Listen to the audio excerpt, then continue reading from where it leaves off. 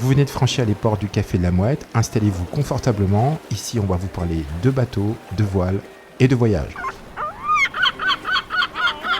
Mais c'est pas une mouette ça, c'est un goéland. Ouais, on s'en fout. Bonjour ou bonsoir et bienvenue pour un nouvel épisode du Café de la Mouette. Le Café de la Mouette, c'est le podcast du magazine de French Alors. Avant de commencer, pensez à vous abonner, à nous laisser un petit commentaire après le podcast et bien sûr, si vous voulez, le partager sur les réseaux sociaux. Alors aujourd'hui, on vous a préparé un podcast sur les 7 points essentiels à aborder, voire à maîtriser avant d'entamer un projet de navigation à la voile. Ces 7 points, c'est Stéphanie, bonsoir Stéphanie, Bonsoir Valérie. qui va nous les présenter. En premier lieu, il est donc important de pouvoir tester l'activité, déjà de savoir si faire du bateau à voile, ça nous plaît.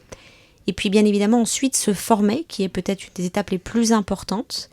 Définir son programme de navigation, et oui, selon qui nous sommes, combien nous sommes et ce que nous voulons faire à bord de notre bateau.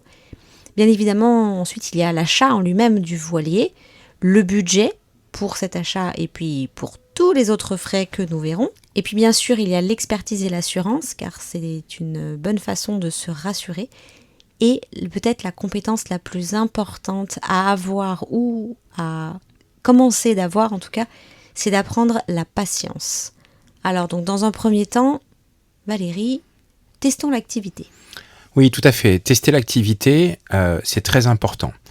Il faut bien avoir conscience que si vous voulez vous lancer dans un projet de voyage à la voile ou tout simplement de débuter la voile, mais avec quand même quelques ambitions derrière et que vous n'avez jamais fait de voile, que vous n'avez pas forcément de rapport avec la mer, il est important de tester l'activité avant de vous lancer parce que ça vous évitera de perdre du temps et de dépenser de l'argent inutilement. Alors, tester l'activité, on va brièvement vous parler de différentes façons. Alors, c'est vrai qu'on pourrait faire un podcast rien que sur ce sujet, mais on va commencer par la location de bateau avec ou sans skipper. Alors, bien sûr, si vous êtes débutant, il vaudra mieux louer un bateau avec skipper.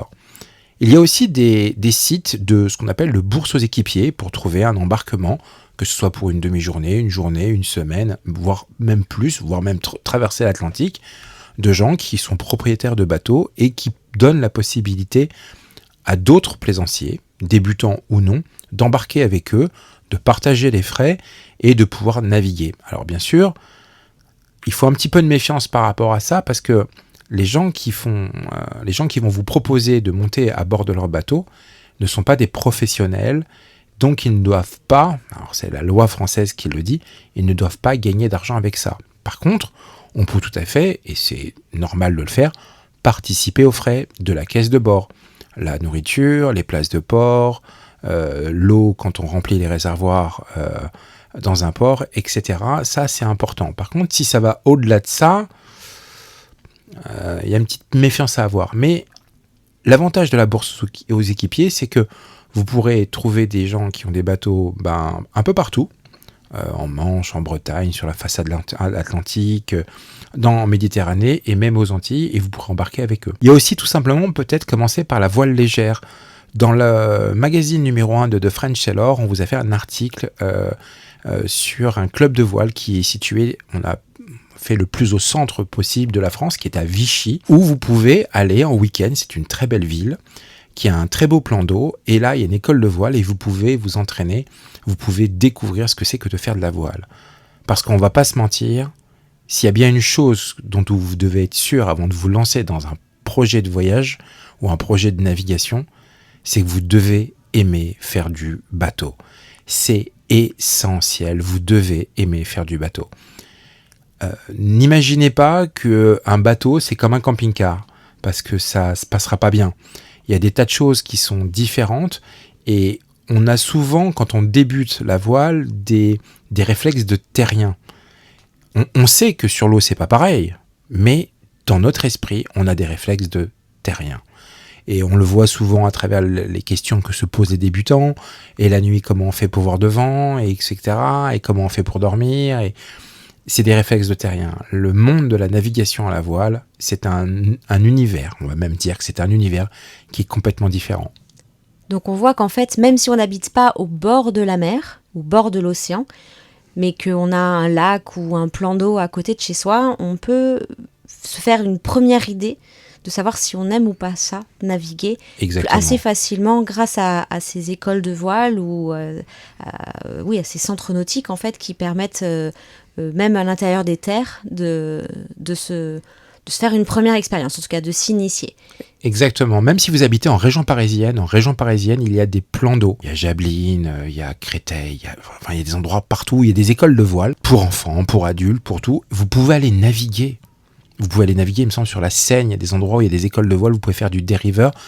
C'est une expérience. Alors, c'est sûr qu'un dériveur, c'est pas un voilier habitable ou un catamaran, mais ça va vous donner la notion de la glisse et de savoir si ça vous plaît de régler des voiles et de découvrir cette sensation d'avancer à la force du vent. Donc c'est un beau projet déjà pour un premier week-end déjà. Exactement, un week-end en famille à partir à Vichy ou ailleurs pour aller naviguer. Et donc ça nous emmène à, une fois qu'on s'est fait cette première expérience, peut-être pendant les vacances, et que pour ceux en tout cas à qui ça a vraiment plu l'expérience, de se former davantage pour justement peut-être passer sur un voilier habitable.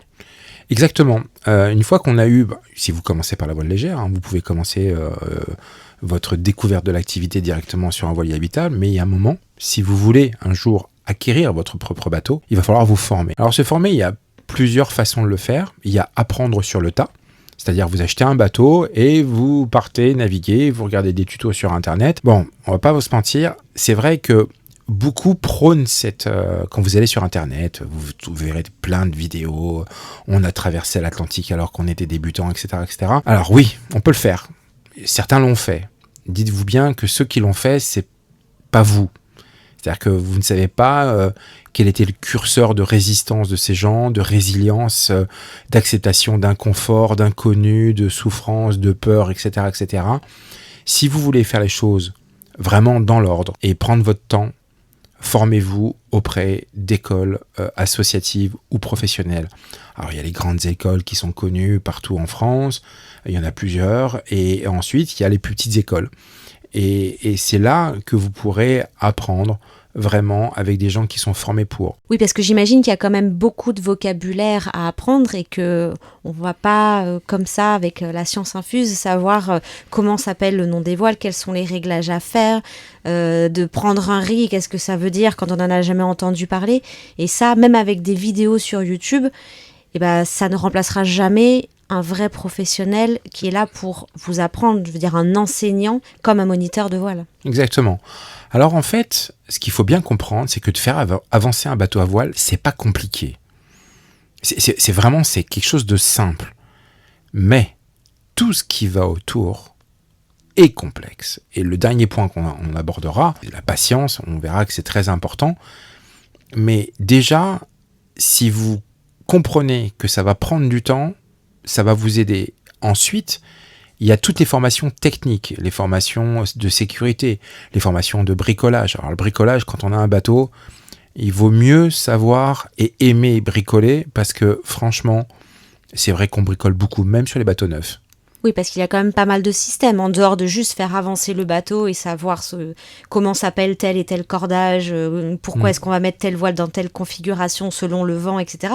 Il y a aussi, après, quand on est sur son bateau, au quotidien, et surtout quand on est peut-être dans un endroit un peu isolé, ou même qu'on est en navigation, s'il y a un souci sur de l'électricité, sur de l'électronique, sur la plomberie, sur le moteur, enfin il y a énormément de systèmes à bord d'un bateau et d'avoir quelques notions de base au moins et connaissances. Bref, sur un bateau, il y a beaucoup de systèmes différents et il est bien de connaître ces systèmes, de savoir les identifier, savoir identifier des pannes et savoir y intervenir. Alors, si vous achetez un bateau neuf, les bateaux sont sous garantie.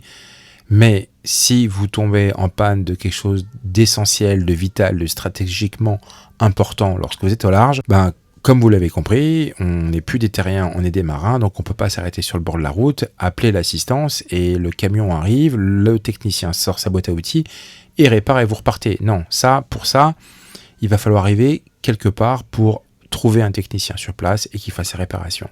Donc c'est ça vraiment la partie formation technique, c'est la formation d'apprendre à faire avancer le bateau dans différentes conditions de mer, de vent, etc., de connaître le vocabulaire qui va avec, mais aussi toute la technique autour C'est ça. du bateau sur ces différents systèmes. Et puis il y a les formations sécurité aussi, parce que c'est un gros sujet, la sécurité. Alors, la sécurité, c'est un très très gros sujet. C'est souvent un peu trop négligé.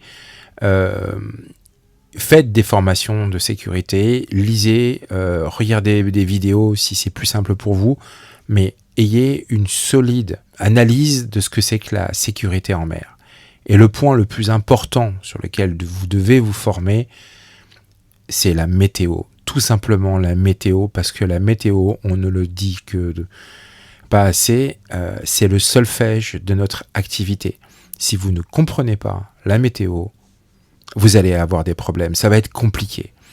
On croit souvent des gens qui naviguent, même depuis longtemps et même un peu loin, qui ont des grosses lacunes météo. Alors, ça passe, mais il y a toujours un moment où ils se sentent un petit peu perdus, de ne pas comprendre.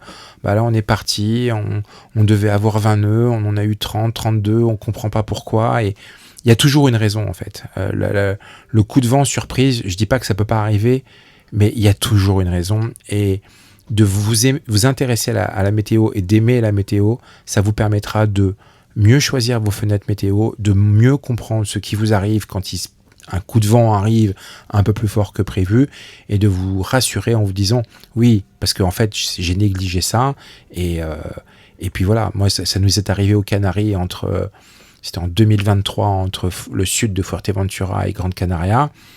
Ils annonçaient entre 20 et 25 nœuds, c'était tranquille, c'était même plutôt 20 nœuds. Et on s'est pris un premier grain à 32 nœuds, bon c'est un grain, et un deuxième à 55. L'erreur que j'avais commise, c'était ne pas prendre une petite image satellite pour voir qu'en fait il y avait beaucoup d'humidité et que des grains il y allait en avoir, et qu'il y avait encore pas mal de chaleur, et que ça allait faire des grains violents. Donc 55 nœuds par le travers, ça n'a pas duré longtemps, mais c'était intense. Donc la météo, encore une fois, formez-vous, c'est long. Et dites-vous bien que le jour où vous partirez en voyage avec votre bateau, vous ne saurez pas tout, parce que vous allez en apprendre encore et encore. Mais il faudrait pouvoir déterminer des compétences minimum et un niveau de savoir minimum et une expérience minimum pour dire que vous partez tranquillement en solitaire, en couple ou en famille avec votre bateau. De toute façon, on apprend toute sa vie, ça c'est bien connu. Et surtout en voile. Et ça rentre également dans ce fameux point de la patience. Mais alors une fois donc qu'on a testé et qu'on a pris goût à naviguer à la voile et à la force du vent, et puis qu'on s'est formé, du moins suffisamment pour se sentir à l'aise, confortable et en sécurité, on va vouloir savoir exactement ce qu'on va faire avec le bateau qu'on compte acheter, et donc on passe par l'étape de définir son programme de navigation. Exactement. Le programme de navigation, ça vous allez l'entendre souvent, c'est en gros un mot un peu technique et pompeux pour dire avec ton bateau, tu veux faire quoi et tu veux aller où ? C'est ce qu'on appelle le programme de navigation. En fonction du programme de navigation que vous allez avoir, ça va déterminer plein de choses au niveau du bateau, au niveau de votre expérience, au niveau de l'engagement que va vous demander ce voyage, au niveau de vos finances. Un exemple simple, si vous désirez aller faire un tour en Grèce sur quelques mois et revenir avec votre bateau, l'engagement est largement moins important que de partir en Polynésie par les canaux de Patagonie. C'est pas le même engagement, c'est pas le même niveau de préparation et d'expérience. Souvent, les gens ont des idées qui sont déjà des ébauches de programmes de navigation, en disant « ouais, j'aimerais bien faire ci, j'aimerais bien faire ça ». Et plus ils avancent, plus ils apprennent, plus ils tombent dans des embûches. Alors des fois, ça crée des frustrations, et c'est dommage, mais c'est aussi le programme de navigation qui va tout au long de votre préparation se peaufiner, parce que vous allez adapter votre programme de navigation en fonction de votre budget, du bateau que vous pouvez acheter, des membres de votre famille, du temps que vous disposez pour votre voyage, etc., etc. Donc le programme de navigation, en fait, je pense que c'est un fil rouge, en fait. Un peu comme le budget. Quoique non, le budget, c'est une contrainte ou une facilité, mais vraiment, le programme de navigation, il faut savoir à un moment se poser et le définir. Donc en fait, il va aider à déterminer aussi le type de bateau en fonction du nombre de membres d'équipage et puis de de qui sont les membres d'équipage, des adultes, des enfants, seuls, à plusieurs, entre amis, peu importe, de la durée, de l'itinéraire choisi, puisque Exactement. ça également, ça rentre fortement en compte. Et de là, en fait, ça nous amène vraiment à dire, maintenant, je sais où je veux aller, combien de temps, et avec qui. C'est ça. Et à partir de là, je peux déterminer un petit peu quel type de bateau je peux acheter. On arrive à l'achat du voilier en lui-même. Exactement. L'achat du voilier. Alors, l'achat du voilier, déjà, c'est un beau moment. Il y a une petite phrase qui dit que quand on a un voilier, on pleure. C'est quoi déjà? Nous, on pleure tout le temps, nous. Non, on pleure le jour où on l'achète et le jour où on le vend. Non, ça, c'est quand tu as bien vécu avec ton voilier. Mais il y a un truc qui dit... Alors, je me rappelle plus de cette expression. Si vous la connaissez, notez-le nous en commentaire. Elle m'est sortie de la tête. Nous, à chaque fois qu'on a un bateau, on est content quand on l'a et on pleure quand on le vend. Mais parce qu'on a toujours des belles histoires avec nos bateaux. Donc, en fait, on n'est jamais soulagé quand on les vend. Alors, l'achat du bateau, il y a quelque chose à nouveau de fondamental. Si vous avez le budget pour acheter un voilier de 12 mètres, achetez un voilier de 12 mètres ou un voilier de 11 mètres. N'achetez pas un voilier de 13 mètres. Même si vous dites, ouais, c'est une super affaire, tout ça. Si vous avez le budget pour 12, faites 12. Je regardais une petite émission, justement, où un expert maritime, qui serait très intéressant pour discuter avec ce monsieur, expliquait que, justement, les anglo-saxons, eux, ils ont le budget pour 12, ils achètent 10. Et que les Français ont le budget pour 12, ils vont chercher 13 ou 14. C'est une très grosse erreur. On veut toujours, quand on est débutant, un bateau plus grand, plus spacieux, avec plus d'équipement, plus confortable, etc., etc. Même pas que pour les débutants. C'est vrai qu'on a toujours tendance à se dire qu'un petit peu plus grand, un petit peu plus Non, confortable.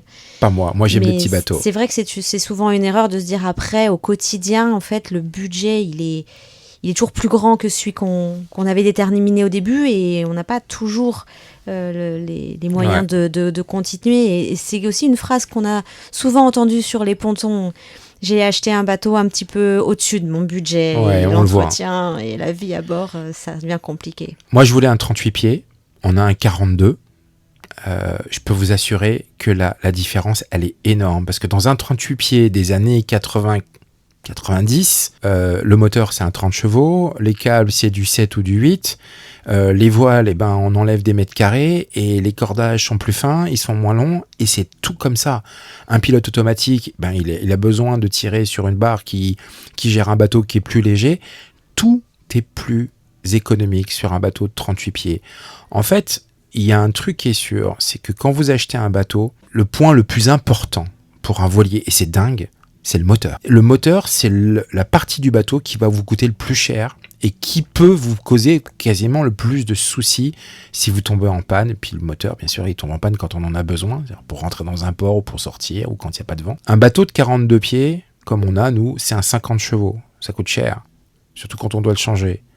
Un bateau de 38 pieds, c'est un 30 chevaux et ça coûte, bien sûr, beaucoup moins cher. Donc pensez bien que si vous n'avez pas le budget pour 13 mètres, n'achetez pas 13 mètres. Voilà, c'est aussi simple que ça. Et bien sûr, c'est valable aussi pour les catamarans. Et alors, pour les bateaux neufs ou d'occasion, même affaire. Exactement. On peut aller très loin avec un petit bateau. Le confort en mer, alors ça c'est des règles que moi j'ai, mais bon, alors je vais vous le dire, c'est 12 mètres 10 tonnes, ou bien 12 mètres ou 10 tonnes. Alors les 10 tonnes, croyez-moi, en charge, sur les bateaux des années 80-90, on y arrive vite aux 10 tonnes. C'est-à-dire que quand vous avez un bateau qui fait 10 tonnes en charge, très rapidement, il écrase un peu plus la mer. Alors c'est sûr qu'on va un peu plus lentement, que les bateaux non plus, il ne faut pas les surcharger. C'est-à-dire que vous achetez un bateau qui fait 7 tonnes, une fois en charge, il fait 10 tonnes, c'est pas vraiment une bonne idée. Le confort, la sensation d'aisance en mer, c'est 12 mètres, 10 tonnes, quoi. Allez, 12 mètres 50, 12 mètres 50 plutôt, 10 tonnes. Il y a un ratio d'ailleurs pour savoir à peu près de combien on peut le charger. Et quand on entend charge, c'est l'ensemble. Ouais, non, alors ça, c'est un très grand débat dont on parle beaucoup sur les forums. Je me lancerai pas là-dedans parce qu'il y a beaucoup de gens qui ont des avis différents en fonction du type d'architecture de bateau. C'est pas la même chose. Je vais prendre l'exemple par exemple de RM. Je crois que c'est le RM 1260. Il accepte une charge de dingue. Mais quand on prend un RM qui est un bateau, ce qu'on appelle les parts de cake, c'est-à-dire ces bateaux qui sont triangulaires, avec des bouchins, qui ont une surface mouillée plate, enfin... C'est pas la même chose qu'un bateau des années 90 ou des années 80 qui est pointu devant, pointu derrière. C'est pas la même chose. Donc, pour moi, il n'y a pas vraiment de règle de dire un bateau, on peut le charger à temps. Nous, sur notre bateau, j'ai une règle, c'est 23% du poids léger. Donc, notre bateau fait 11 tonnes léger. Je lui mets 23% de 11 tonnes.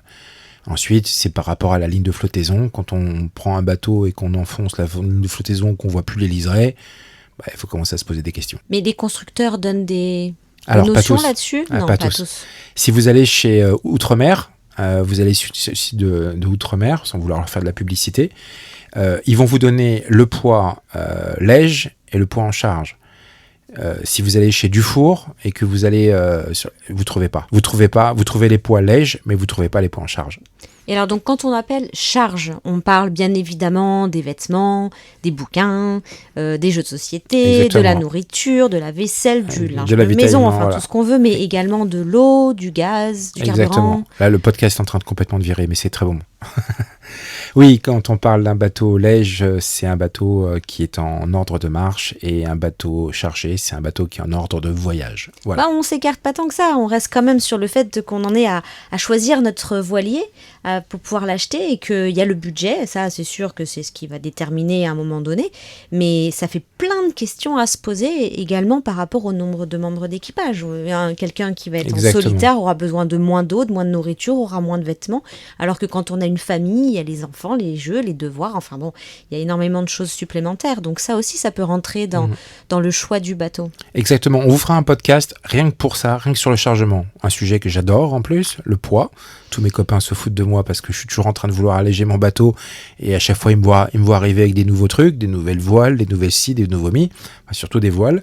Bref, on pourra vous faire un podcast dédié au chargement et à la vie vraiment en grand voyage, de ce qu'on a réellement à bord et ce que ça pèse.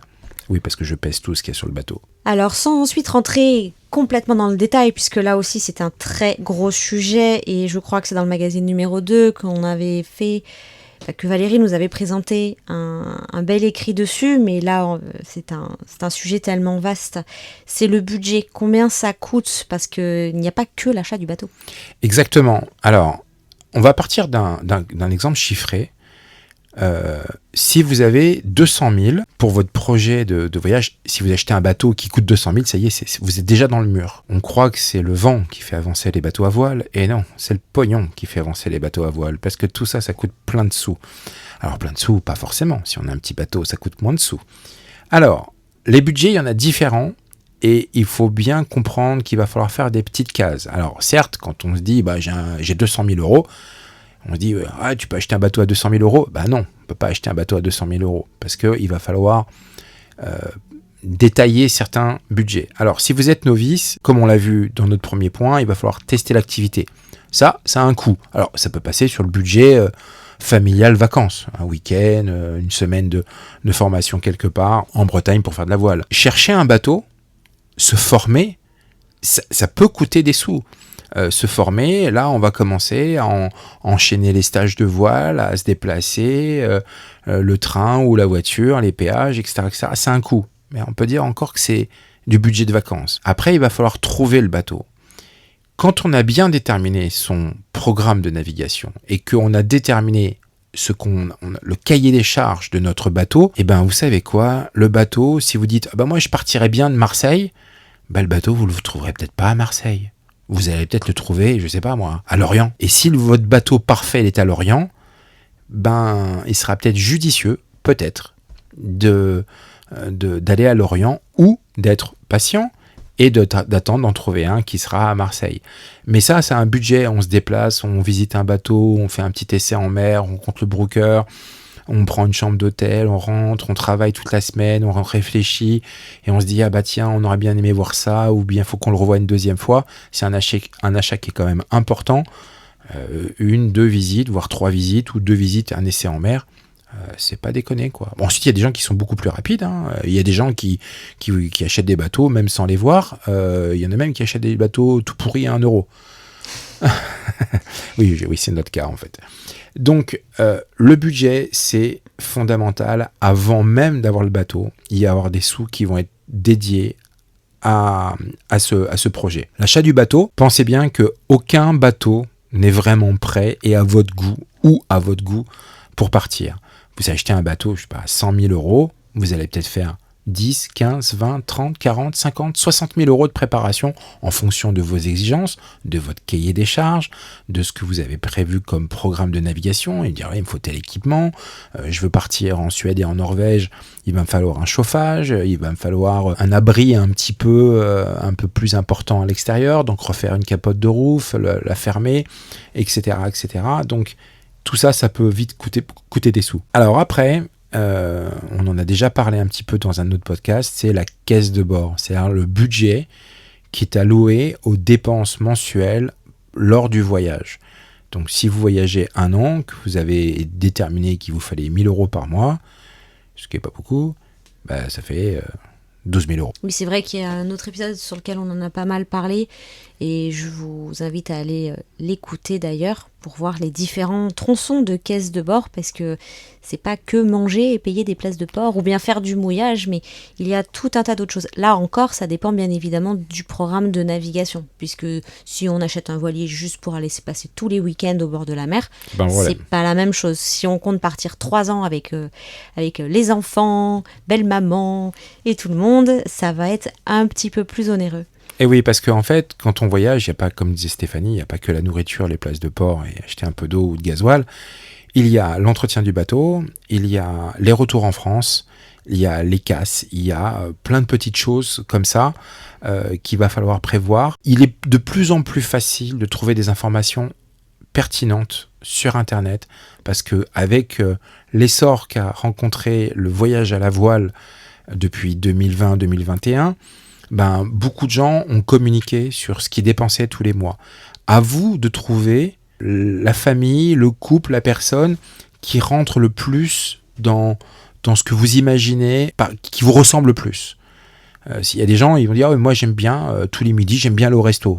Oui, ça va te coûter un peu de sous quand tu seras de l'autre côté de l'Atlantique. Si vous aimez bien juste pêcher et manger du riz, ça sera un autre prix.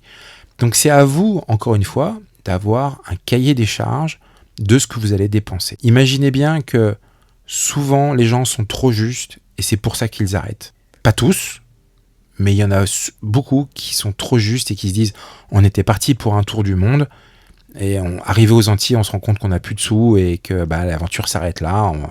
Donc on a acheté la pioche là, on met le bateau en vente et puis voilà. À minima, ça amène une certaine déception, ce qui est quand même bien dommage. L'idée, c'est justement d'éviter d'en arriver à une déception. Et puis, il faut bien savoir qu'effectivement, un bateau, un voilier, adore vous faire de petites mauvaises surprises avec une petite panne, une petite casse. Alors là aussi, il y a des petites, des moyennes, des plus grandes. Et mieux on entretient, mieux on a préparé son bateau déjà à la base, et plus on est capable de faire un certain nombre d'entretiens par soi-même et de maintenance. Et plus économique, entre guillemets, ça revient en cours de route. Mais là aussi, partir avec le bateau bien mis, bien prêt, c'est important. Et il y a un autre outil pour s'en aider un petit peu, c'est bien sûr les assurances, mais avant toute chose, une expertise. Exactement, et c'est lié. En fait, la définition pour certains d'un bateau, c'est un trou dans la flotte par laquelle part le fric. Une expertise et une assurance sont des atouts intéressants. Alors, c'est pas toujours simple. Moi, je dis toujours que votre expert et votre assureur sont vos partenaires. Ils sont une sorte de gage de sécurité et de sérénité. Ça coûte des sous, encore une fois. Oui, je suis désolé, c'est pas gratuit. Mais acheter un bateau 100 000 €, lui mettre 30 000 € de préparation et ne pas le faire expertiser et de le perdre au milieu de l'Atlantique parce qu'il y a un gros problème, on s'assoit sur pas mal de sous quand même. Mais même avant de traverser l'Atlantique, Exactement. On peut le perdre au mouillage, on peut se faire rentrer dedans par quelqu'un d'autre ou soi-même déraper au mouillage et rentrer dans quelqu'un d'autre. Enfin, il y a tellement de entre guillemets de malheurs qui peuvent arriver que c'est vrai qu'une expertise et une bonne assurance en face, et ça c'est encore un autre vaste sujet, mais c'est aussi un point à prendre en compte, à mettre dans son petit budget avant de partir, mais surtout à penser à le faire. Exactement. Il y a 2 styles d'expertise. Il y a tout ce qui est expertise de valeur de bateau, qui sont relativement, je pense, simples à vérifier avec un expert, je ne suis pas spécialiste. Et il y a les expertises d'achat ou de vente. Alors celles-ci, elles sont très importantes. L'expert va vraiment faire un état des lieux de dire comment est le bateau en prenant un maximum de choses en compte et pas seulement compter les gilets de sauvetage, c'est pas suffisant ou dire le radeau de survie il est bientôt permis. Non, un expert digne de ce nom va rentrer dans certains détails qui vont vous permettre d'avoir la certitude que votre bateau n'est pas un mauvais bateau. Alors ensuite, l'expert, il y a des choses qu'il ne peut pas voir parce qu'il y a des choses qui ne sont pas accessibles, notamment s'il y a certains points dans le moteur qui sont corrodés et que le moteur est vraiment fatigué, si le stratifié est très fatigué, il y a des choses, un expert, il va aller loin, mais il y a des choses qu'il ne peut pas voir. C'est pas qu'il n'est pas infaillible, mais il y a des choses qu'il ne peut pas voir. Je me souviens d'un bateau qu'on avait vu où il y avait sous les fonds, sous les planchers, en fait, les réservoirs d'eau et en dessous les boulons de quilles.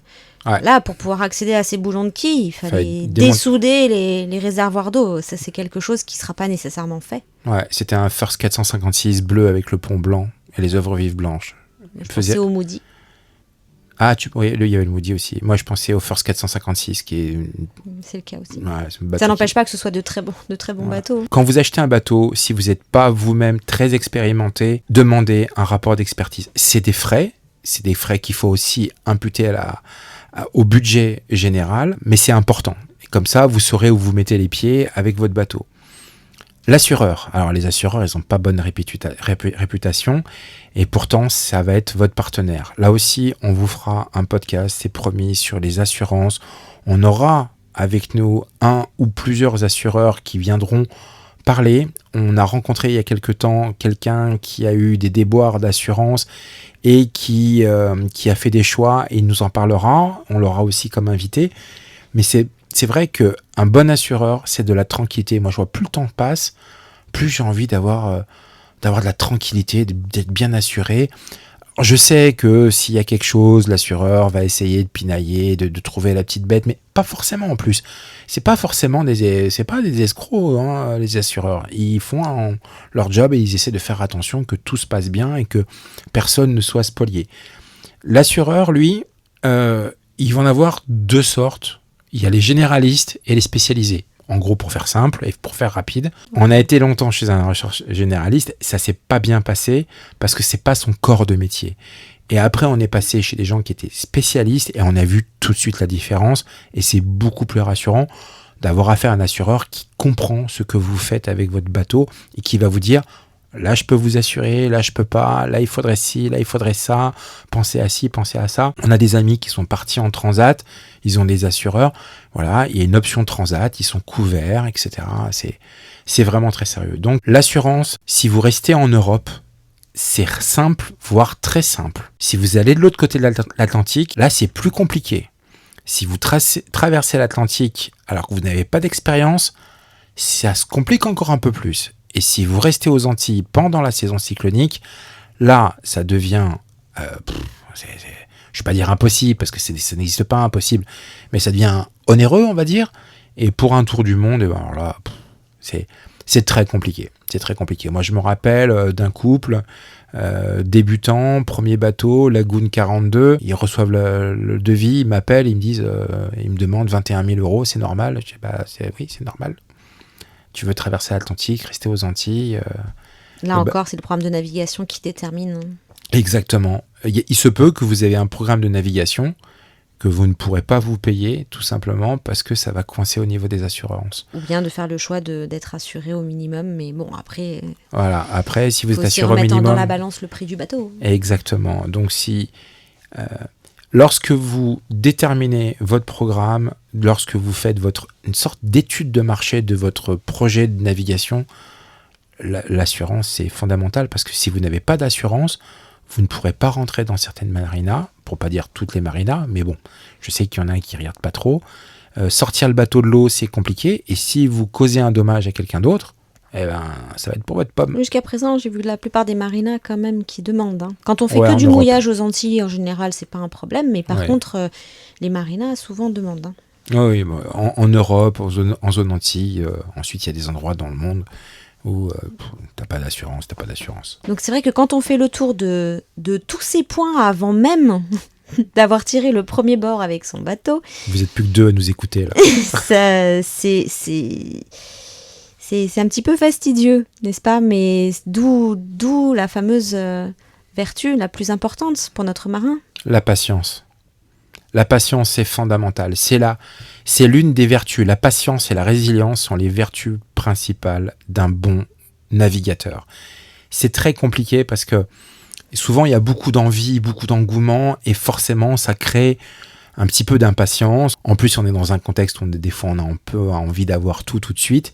Et malheureusement, avec les bateaux et la voile, ça se passe pas comme ça. Il faut être patient. Patient pour trouver le bon bateau, patient pour réunir le bon budget, patient pour se former. Vous, vraiment, formez-vous. Patient pour préparer le bateau parce que vous allez peut-être des fois dépendre de certains artisans. Et les artisans, on en recevra, ils diront tous la même chose.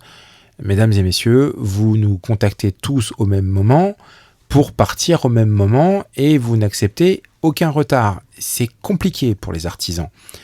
Donc, il faut de la patience. Sans parler des problèmes météo qui vous immobilisent à une escale pendant, vous pensiez, bon, à Gibraltar, on y reste 3 jours et puis on trace sur les Canaries. Ouais, et puis 3 semaines après, tu y es encore parce que y a dépression sur dépression et que tu es parti au mois de novembre et que tu dis, mais comment je vais faire pour descendre aux Canaries? T'attends qu'il n'y ait plus de dépression. Mais c'est quand qu'il n'y a plus de dépression? Oh, généralement, au printemps, ça se calme. Mais non, t'inquiète pas, tu vas pouvoir passer entre 2 dépressions à l'automne, début d'hiver, et ça va bien se passer, mais ça va te demander de la patience. En mer, on ne peut ni se planquer, ni faire semblant. Notre très cher Eric Tabarly avait une expression qui disait que la voile et la navigation ne convenaient pas aux imposteurs. En mer, on sait ou on ne sait pas. Il vaut mieux partir du principe qu'il faut savoir et tout se passe généralement beaucoup mieux. Alors, c'est un petit peu dur tout ce qu'on vous raconte, mais c'est la réalité. Comme vous le savez, que ce soit dans le magazine de French Sailor ou dans le podcast du Café de la Mouette, on n'est pas là pour faire du sensationnel, on est là pour essayer de vous donner des informations les plus près de la réalité du voyage. Alors, tous les voyageurs ne sont pas les mêmes, tous les porte-monnaies ne sont pas les mêmes. Il y a des gens qui se contentent de très peu et qui vont se dire en écoutant ce podcast, mais pas du tout, moi, mon petit 35 pieds, on est parti, on a fait les canaux de Patagonie, on a fait l'île de Pâques, on est parti, comme par exemple Tupaya, que vous pourrez trouver aussi dans le magazine, dans le numéro 2. Et d'autres qui vont vous dire, non mais moi si j'ai pas ma machine à laver dans le bateau, je ne pars pas. Quand on a dit ça, on a tout dit et je pense que là-dessus qu'on va pouvoir conclure. Oui, donc je voulais juste dire qu'on en revient encore et toujours à notre programme de navigation et à notre cahier des charges. Exactement. Navigation égale cahier des charges et programme de navigation. Voilà, donc c'est tout pour cette semaine. N'oubliez pas de vous abonner, n'oubliez pas de nous laisser un petit commentaire, ça nous fait toujours plaisir. Et n'oubliez pas d'aller lire et relire les articles du magazine de French Sailor. Merci de nous avoir suivis et bonne soirée. Bonne navigation. Et à la semaine prochaine.